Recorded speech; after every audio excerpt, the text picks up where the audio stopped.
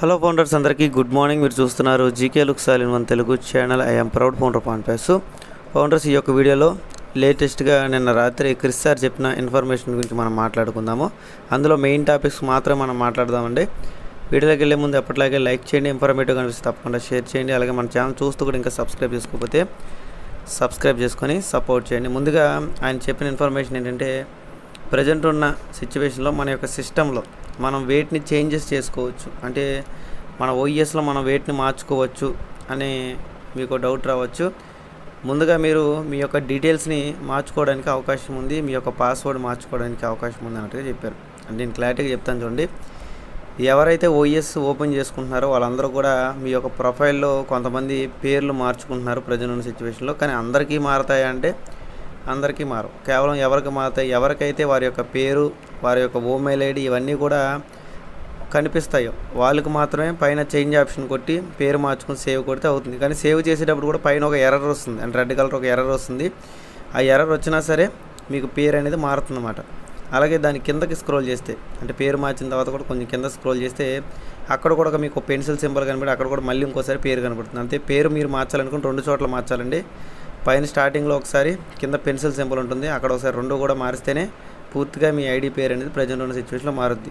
మరి ఇంకో డౌట్ రావచ్చు, ప్రజెంట్ ఎన్డీఏ సిగ్నేచర్ మరి మా ఫ్యామిలీలో వేరే వాళ్ళది ఉందండి, ఇప్పుడు అదే మా మదర్ పేరు మీద నా మీద మార్చుకుంటున్నా, లేదా నా పేరుది మా మదర్ పేరు మీద మారుస్తున్నానని కొంతమంది ఫ్యామిలీ మెంబర్స్ మార్చుకుంటే ఎక్కువగా ప్రాబ్లం రాదు. బయట వాళ్ళకి మార్చుకున్నప్పుడు మాత్రం 1-4 సార్లు చెక్ చేసుకోవాల్సి ఉంటుందండి. ఓకేనా. ప్రజెంట్ ఉన్న సిచ్యువేషన్లో ఎన్డీఏ అగ్రిమెంట్స్ కానివ్వండి, ఏవి కానీ మనకి ఎక్కడ కూడా డాక్యుమెంట్స్ ఏమీ కనిపించట్లా. కాబట్టి ఎవరైనా అవకాశం ఉండి మార్చుకోవాలి, మీ పిల్లల పేర్ల మీద మీదో, లేదా మీది మీ పిల్లల పేర్ల మీదో మార్చుకోవాలనుకుంటే కొంచెం ఆగగాలంటే ఆగండి, ప్రాబ్లం లేదు. ఎందుకంటే మన సిస్టమ్ అప్డేట్ అయ్యేదాకా ఆగగాలంటే ఆగండి. లేదా మీరు ఇప్పుడే మార్చుకోవాలనుకుంటే మీరు మార్చుకోవచ్చు. ఓఈఎస్లో ప్రొఫైల్ ఆప్షన్కి వెళ్ళి పేరు మార్చుకోవచ్చు, ఫోన్ నెంబర్ మార్చుకోవచ్చు. అదేవిధంగా కింద కూడా మీరు మొత్తం అన్నీ చెక్ చేసుకోవచ్చు. మీ మెయిల్ ఏంటి, మీ ఈమెయిల్ ఏంటి అనేది కూడా మొత్తం మీకు కనిపిస్తాయి. కానీ ప్రజెంట్ ఉన్న సిచ్యువేషన్లో బిల్లింగ్ అడ్రస్ మార్చలేరు. ఓకేనా. బిల్లింగ్ అడ్రస్లో మనం అప్డేట్ చేయడానికి ఏమి కుదరట్లేదు, మొత్తం అక్కడ సిటీ అనేది చూపించట్లేదు.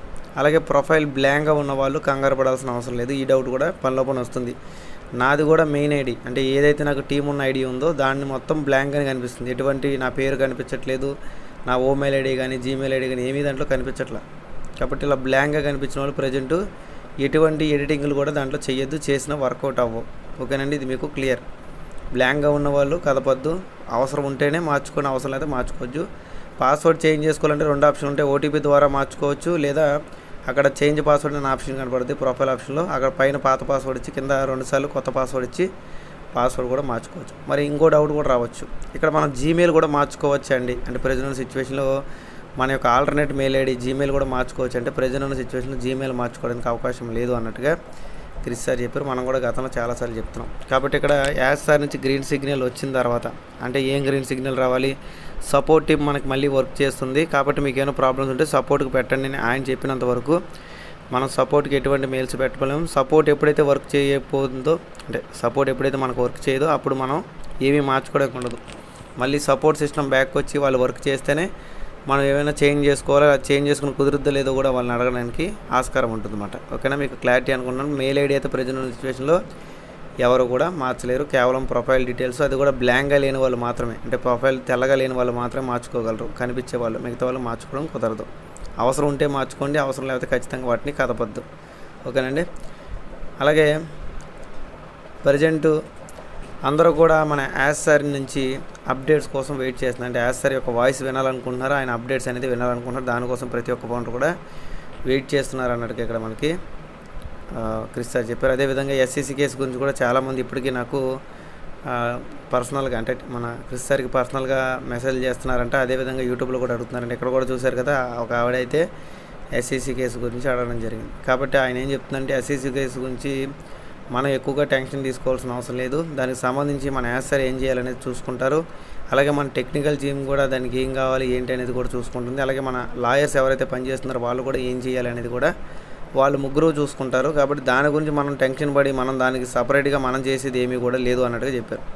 రియాలిటీ పరంగా అంతే. ఎస్సీసీ కేసు పడింది, ప్రాబ్లం జరిగింది, ఇబ్బందులు ఉన్నాం, దాన్ని రికవరీ చేసేది ఎవరు? మన as sir, tech team, lawyers చూసుకుంటారు. పర్సనల్గా మీరు కానీ నేను కానీ ఆ కేసుని ఏదైనా ఆపగలమా అంటే దాన్ని ఆపేది లేదు. ఆపాలనుకుంటే వాళ్ళు మాత్రం ఆపగలరు. ఓకేనా, ఇది మనకి చెప్పారన్నమాట. కాబట్టి దాని గురించి ఎక్కువగా టెన్షన్ తీసుకొని ఊరికి భయపడి టెన్షన్ పడాల్సిన అవసరం లేదు. అంతా కూడా టెక్ టీమ్ కానీ లీగల్ టీమ్ కానీ మన ఎస్ఆర్ కానీ చూసుకుంటారన్నట్టుగా ఇక్కడ క్రిస్ సార్ అయితే చెప్పడం జరిగిందండి. ఓకేనా, ఇక్కడ వరకు మీకు క్లియర్. ఇప్పుడు మనకు వచ్చే కొన్ని డౌట్స్, కొంతమంది 2026 జూన్ జూలై దాకా కూడా కేసు అవ్వదు అంటున్నారండి. మరి ఎంతవరకు నిజమని కొంతమంది అయితే నన్ను పర్సనల్గా కామెంట్ చేయడం జరుగుతుంది.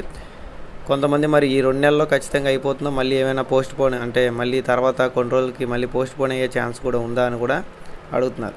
ఇక్కడ ఏంటి అంటే రియాలిటీ పరంగా కేసు పెట్టిన ఆవిడ అమౌంట్లు ఎవరికి ఇవ్వలేదు, ఎంఎల్ఎం కంపెనీ అని చెప్పి అమౌంట్లు అనేది ఎవరికి ఇవ్వలేదు ఇప్పుడు దాకా. ఈ కంపెనీ ఎంఎల్ఎం కంపెనీ అని కేసు పెట్టి నేను ఆల్రెడీ నిన్న కూడా చెప్పడం జరిగింది దీని గురించి మీకు సబ్జెక్టు. కాబట్టి ఇక్కడ సార్ అమౌంట్ అనేది ఇవ్వాల్సి ఉంటుంది. అది ఫస్ట్ పేమెంట్ మనకు కానీ మనకిచ్చి కూడా ప్రూఫ్ చేసుకోవచ్చు. కానీ ఇవ్వాలన్నా ముందు సార్ దగ్గర ఉండాలిగా.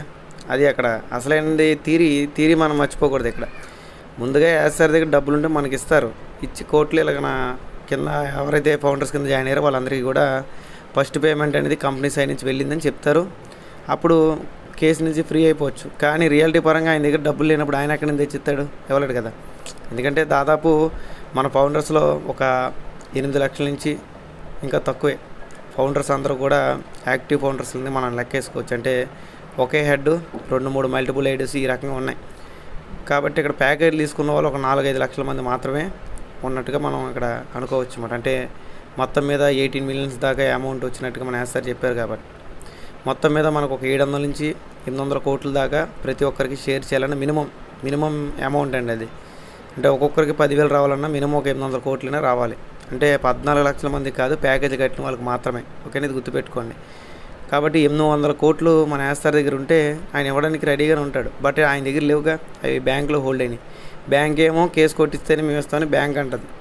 ఈ కేసు వాళ్ళేమో నువ్వు డబ్బులు ఇచ్చి అప్పుడు మేము కేసు కొట్టేస్తామని వీళ్ళు అంటారు. లేదా ఎవరైతే కేసు పెట్టారో వాళ్ళ నుంచి ఇచ్చేయమంటారు. కానీ ఇక్కడ రియాలిటీ పరంగా ఏంటంటే కేసు ఈజీగా కొట్టేయడం అనేది జరగదు. జరగాలంటే ఖచ్చితంగా ఇరుగు వర్గాలు అంటే మన సార్ అవతల వేరే కేసు పెట్టిన వాళ్ళిద్దరూ కూడా కాంప్రమైజ్ అయ్యి కోర్టుని కాంప్రమైజ్ చేయించి అప్పుడు ఎంతో కొంత కోర్టు వాళ్ళకి మరి 2 సంవత్సరాలు బట్టి కేసు సాగుతుంది కాబట్టి వాళ్ళకంటే ఎంతో కొంత పెనాల్టీ అనేది ఇచ్చి దాని తర్వాత మిగతా దాంట్లోకి రావాలి. ఇదంతా కూడా ఒక సబ్జెక్ట్ అండి, అంతేగాని ఇది అంత తేలికైన విషయం ఏమీ కాదు. ఇదంతా కూడా ఒక సబ్జెక్ట్, ఇదంతా కూడా జరగాలి. కాబట్టి ఇక్కడ కోర్టు వాళ్ళు ఒక పేమెంట్ మనకి ఇవ్వాలని చెప్పినా మన సార్ ఇవ్వడానికి రెడీగా ఉన్నా అక్కడ సార్ దగ్గర డబ్బులు లేవు. ఆయన చెప్పిన ప్రకారం అయితే అమౌంట్లన్నీ హోల్డ్ అయినాయి. ఓకేనా, దానివల్ల కొన్ని రకాల ఇబ్బందులు రావడం, కేసు మళ్ళీ హీరింగ్ పూర్తిగా అయిపోద్ది మనం మేఘల్లా అనుకున్నప్పుడు మళ్ళీ ఇంకో 2 నెలలు పోస్ట్ పోన్ అవ్వడం జరిగింది. కాబట్టి కుదిరితే ఈ 2 నెలల లోపే ఆయన ఏది చేయాలనేది మొత్తం చేసి ఈ 2 నెలల లోపే క్లోజ్ చేయాలని మనస్ఫూర్తిగా నేనైతే కోరుకుంటున్నాను. మన చేతిలో అయితే ఏమీ లేదండి. ఇక్కడ మన చేతిలో జస్ట్ ఉన్నదంతా ఏంటంటే అది ఏం జరుగుతుంది అనేది జస్ట్ చూడడం వరకే మనం చేయగలిగేది. దాన్ని పర్టికులర్గా మనం దానికి ఏమీ చేయలేం, క్లోజ్ చేయించేదే అంత రైట్స్ మన చేతిలో అయితే ఏమీ లేదు. సార్ టెక్ టీము లాయర్స్ వీళ్ళ చేతిలోనే ఉంది. అలాగే అవతల పార్టీ ఎవరైతే కేసు పెట్టారో ఆ పార్టీ చేతిలో కూడా ఉందన్నమాట. ఓకేనండి, మీకు మొత్తం క్లియర్. ఇక్కడ వరకు ఆన్ పేస్ సబ్జెక్టు అయిపోయిందండి. ఇంకా మిగతా సబ్జెక్ట్ ఏంటంటే పై కాయిన్ గతంలో నేను ఒక 4-5 నెలల క్రితం చెప్పాను. మళ్ళీ దాని గురించి టాపిక్ ఎక్కువగా తేలేదు. ఎందుకంటే పై కాయిన్ ప్రైస్ అనేది మొన్నటిదాకా ఒక 50 రూపాయల దాకా డౌన్ అవ్వడం జరిగింది. మళ్ళీ ఇప్పుడు అది రేటు పుంజుకుందన్నమాట. మళ్ళీ 94 రూపాయలు 95 రూపాయల రేట్ అనేది పెరుగుతుంది. కాబట్టి ఎవరైతే పైలో ఉన్నారో మైనింగ్ చేస్తూనే ఉన్నారో డైలీ మైనింగ్ చేసుకోండి. దానివల్ల మనకేమీ టైం వేస్ట్ అవ్వదు. జస్ట్ 1 నిమిషం అంతే, జస్ట్ మైనింగ్ చేయడానికి 1 నిమిషం. ఒకవేళ మీరు కింద ఎవరైనా జాయిన్ చేసుకుంటే మీకు కాయిన్స్ కూడా వస్తాయి, దాంతోపాటు మైనింగ్ స్పీడ్ కూడా పెరుగుతుందన్నమాట. దానికి సంబంధించి నా జీకే లుక్స్ మనీ ఎర్నింగ్ ఛానల్లో పైకి సంబంధించి ప్లేలిస్ట్ అనేది ఉంటుంది. అందులో మొత్తం పై కాయిన్ సంబంధించి అన్ని వీడియోస్ ఉంటాయి, ఒకసారి చెక్ చేసేయండి. అలాగే సిద్రా కాయిన్ గురించి కూడా, సిద్రా కాయిన్ ఏంటంటే కేవైసీలు అనేవి అవ్వట్లేదు కాబట్టి నేను దాని గురించి ఎక్కువగా చెప్పడం లేదు. అది కొద్దిగా ఇబ్బంది పెడుతుంది, కేవైసీలు అనేది అవట్లా. కాబట్టి పై కాయిన్ కేవైసీలు ఇంకా ఎవరైనా చేసుకోకపోతే కేవైసీలు కూడా కంప్లీట్ చేసుకోండి. ఫ్రీగా వచ్చేదాన్ని ఎప్పుడు కూడా వదులుకోకూడదు. దానివల్ల మనకైతే పర్టికులర్గా నష్టమేమీ లేదు. ఎందుకంటే దాదాపు 10 కోట్ల మంది డౌన్లోడ్ చేసుకుని వాడుతున్న అప్లికేషన్ అది. అదేమీ 10 మంది 20 మంది చేసుకుంటుంది కాదు. కాబట్టి ఇవి ఫ్రీగా వచ్చే వాటి మీద దృష్టి పెట్టండి. దానివల్ల మనకు ఎటువంటి లాస్ అయితే లేదు, లాభమే ఉంది. కానీ దానివల్ల కొన్ని లక్షలు పొందిన వాళ్ళు చాలామంది ఉన్నారు పై వల్ల. ఓకేనండి, ఈ 2 కూడా చేస్తున్నారు. అలాగే బిట్ కాయిన్ మైనింగ్ కూడా చాలామంది విత్డ్రా గురించి అడుగుతున్నారు. బిట్ కాయిన్కి సంబంధించి వీడియో కూడా సెకండ్ ఛానల్లోనే పెట్టాను. ఆ GK looks money earning channel కొడితే మీకు మొత్తం కూడా దానికి సంబంధించిన వీడియోస్ కూడా వస్తాయి. అదేంటంటే కొంచెం చాలా టైం పడుతుందండి. బిట్కాయిన్లో అంత తేలిక అయితే అమౌంట్ రాదు, ఎక్కువ మంది న్యాయం చేయాలి. ఫ్రీయే బట్ చాలా చాలా టైం పడుతుంది అన్నమాట దాంట్లో అమౌంట్ రావడానికి. అందుకే నేను ఎక్కువగా వాటి గురించి టాపిక్స్ అని ప్రజెంట్ తేవట్ల. పై మాత్రం ప్రతిరోజు మైనింగ్ చేసుకోండి, సిద్రా కూడా కుదిరినందుకు మైనింగ్ చేసుకోండి, బిట్కాయిన్ కూడా కుదిరితే మైనింగ్ చేసుకోండి. ఈ 3 కూడా ఫ్రీ.